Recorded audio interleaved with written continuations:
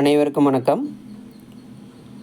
நம்ம இந்த வீடியோவில் இன்றைக்கி பார்க்க இருப்பது பஞ்சபூதங்களும் அதனுடைய சுவைகளும். இந்த தலைப்பில் பஞ்சபூதங்கள் 5 அப்படின்ட்டு நமக்கு ஏற்கனவே தெரிஞ்சிருக்கும். நெருப்பு, நிலம், காற்று, நீர், ஆகாயம். இதையே நம்ம ஆங்கிலத்தில் ஃபயர், எர்த், ஏர், வாட்டர், ஸ்கை அப்படின்னு சொல்லலாம். இந்த பஞ்சபூதத்தை வரிசைப்படுத்தும் பொழுது முதலாவதாக நெருப்பு, இரண்டாவது நிலம், மூன்றாவது காற்று, நான்காவது நீர், ஐந்தாவது ஆகாயம், அந்த வரிசையில் வரிசைப்படுத்தலாம். சுவைகள் பார்த்திங்கன்னா அறுசுவை, அதாவது 6 சுவைகள் இருக்குது. இந்த 6 சுவைகளையும் பஞ்சபூதங்கள் 5ஓட இணைத்திருக்காங்க. அது எந்த பஞ்சபூதத்துக்கு எந்த சுவையை இணைச்சிருக்காங்க அப்படின்ட்டு நம்ம பார்க்கலாம். முதலாவதாக பார்த்திங்கன்னா நெருப்பு பஞ்சபூதம். நெருப்பு பஞ்சபூதத்தினுடைய இணைப்பு சுவை என்ன அப்படின்னு பார்த்திங்கன்னா கசப்பு மற்றும் துவர்ப்பு. துவர்ப்பு அப்படிங்கிற சுவை பார்த்திங்கன்னா அதிகபட்சமாக கசப்போடு இணைந்தே வரும்.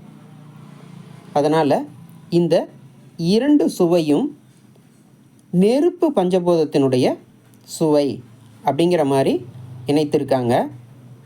அடுத்ததாக 2வது பஞ்சபூதம் நிலம் பஞ்சபூதம்.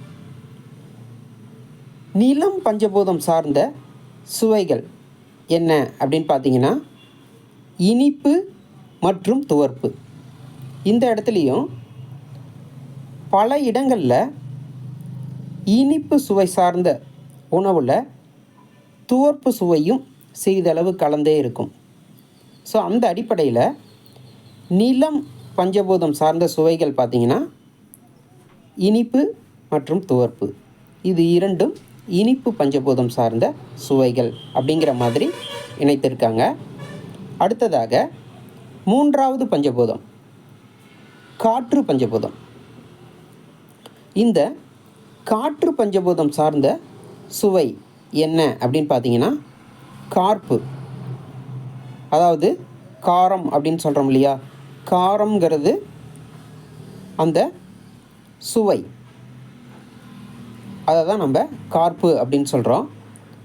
இந்த காரம் அல்லது கார்ப்பு, இந்த சுவை சார்ந்த பஞ்சபூதம் எது அப்படின்னு பார்த்தீங்கன்னா காற்று பஞ்சபூதம். அடுத்ததாக 4வது பஞ்சபூதம் நீர் பஞ்சபூதம்.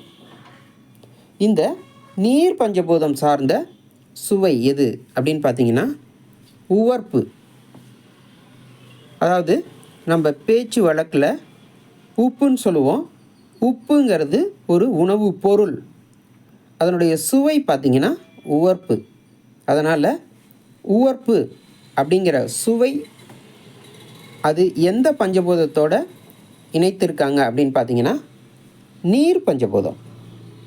இதே அடிப்படையில் அடுத்ததாக 5வதாக இருக்கக்கூடிய பஞ்சபூதம் ஆகாயம். இந்த ஆகாயம் பஞ்சபூதத்தோடு இணைத்திருக்கிற சுவை புளிப்பு. அப்போ இந்த புளிப்பு சுவை சார்ந்த பஞ்சபூதம் எது அப்படின்ட்டு நம்ம புரிஞ்சுக்கணுன்னா ஆகாய பஞ்சபூதம் அப்படின்ட்டு நம்ம தெளிவாக சொல்லலாம்.